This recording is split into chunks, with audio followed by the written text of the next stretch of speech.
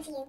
You started university, or maybe you started last year and you've had a year of online lectures. You now overwhelmed with the thought how to create lecture notes that actually aid your learning whilst being pretty, and you don't know where to start. Well, this video is for you! Well, that was fucking TV.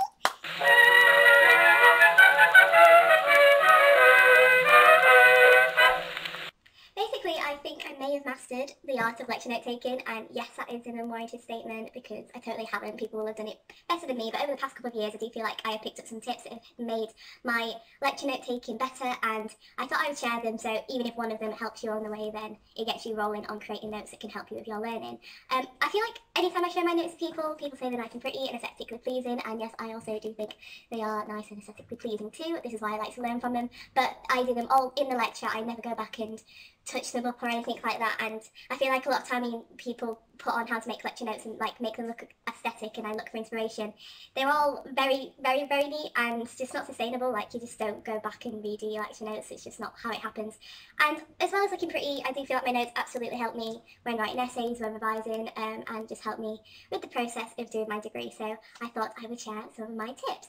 I also think I'm going to write out some lecture notes. I've recorded a lecture that we had a couple of years ago, I think might help me in a module this year. So I thought I would show you that all these tips can be done within the hour of a lecture or a 2-hour lecture or whatever. So I would recommend trying both using a computer and handwriting at some point. My first semester at university in first year, I did everything on Google Docs and did everything online, thinking it'd be better because everything was there, but it didn't work for me. In the second semester I tried note taking, and for me that's always worked well, but most of the tips can be incorporated to either setup. Personally, I just like writing things out because I'm very in control of the format and the colours, and I can write little notes myself, and it just seems a bit more free than typing it up. But again, you choose. Try them both out. I really would recommend trying them both out and then seeing which is your favourite after that. So the first thing, and I think is the biggest, most important thing, is colour coding your notes. Now, this doesn't have to be that hard to accomplish. What I did when I started uni, I just made myself a little post-it note that I had at the side of my folder. I now remember what everything is, or I type it on the computer so I remember which colour was which, but assign a colour to an idea. So for example, I'll show you mine and then you can adapt it to whatever subjects you have. So blue is always my title, purple is my subcategories or different slides, pink I use for key terminology, this peachy colour I use for secondary and primary sources, and then I sometimes use a different pink colour if there's like a specific piece of evidence or statistics or something like that. So this doesn't have to be necessarily set in stone, it can adapt with you. For me personally, when I first started uni, I had a different colour for secondary and primary sources, and just felt like it was a bit futile because realistically, if I'm looking at my lecture notes, I'll use my secondary and primary sources kind of the same to like prove a point essentially, so it didn't really benefit me splitting them up, and also kind of just aesthetically, there wasn't always green in my lecture notes, so I just prefer using peach and combining them together, but that's just an example of how you can adapt these colours to help you, and you can figure out what works for you. But this really helps in making your notes look really nice and aesthetically pleasing, but it also helps you learn better. For me, in my subjects, I will never have to know everything in a lecture. It's basically just a starting off point for my essays, and therefore colour coding things. Obviously you can read through everything, but it's just easy because my eye can go to, I need to do some reading for my essay, oh yeah, it's a secondary source that my lecturer used, and therefore I can look up and read myself. Or if I'm in a seminar and I'm trying to prove a point, I can have my lecture notes there, and then I can see that I've got a bit of evidence, a bit of statistics to go along with my argument, and it just helps me pick out the information, because essentially that's what a lecture is. You are picking out the information and using it your own way. So colour coding, I've found, really helps me be able to use my lecture notes most effectively.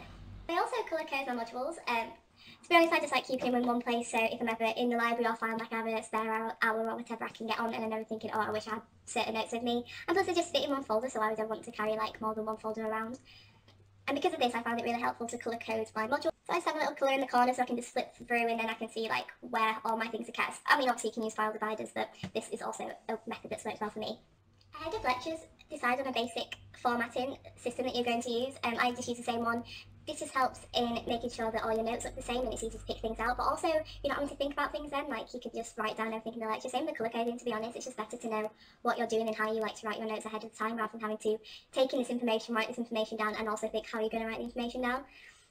So for me, I do a title, then a subtitle, lecture number and date. Remember to date your lectures, because if you do use a lecture, you do need to date it when you're referencing it. Module, and then I have my bulk of text, and then a general conclusion that sums up the lecture. Again, you can adapt this to how it works best for you, but I just like to know I've got a general gist of what I'm doing. And then I also can see straight away that these are lecture notes because my seminar notes are different. I don't really do seminar notes in the same way, and to be honest, they never look as aesthetically pleasing. So if I can get these sorted and looking nice, then I can know straight away that these are lecture notes. Okay, just a little tip, not necessarily to make it look aesthetically pleasing, but just to actually help you during a lecture. Put a little timestamp if you are feeling like you are getting behind. I used to do this all the time, especially when it was live lectures, and to be honest I still do. Just write, just look at the clock and see, like, maybe it's past, so you can write that, oh, we're half an hour in. There's no point, like, listening to a lecture and just not being able to take it in. You don't have to write everything down in a lecture, but if there's like a slide, then you just think that's a lot of useful information. Sometimes lecturers just put on a slide and you just think that is like gold dust in terms of useful like evidence or whatever. Or if you just feel like you're not understanding what they're saying, like I just think it's so much more valuable to sit and listen and actually try and take in what the lecturer's saying, opposed to trying to get everything down. And just writing a little timestamp means that when you can go back on lecture streams, that you can actually like go through and find where you were lost quicker.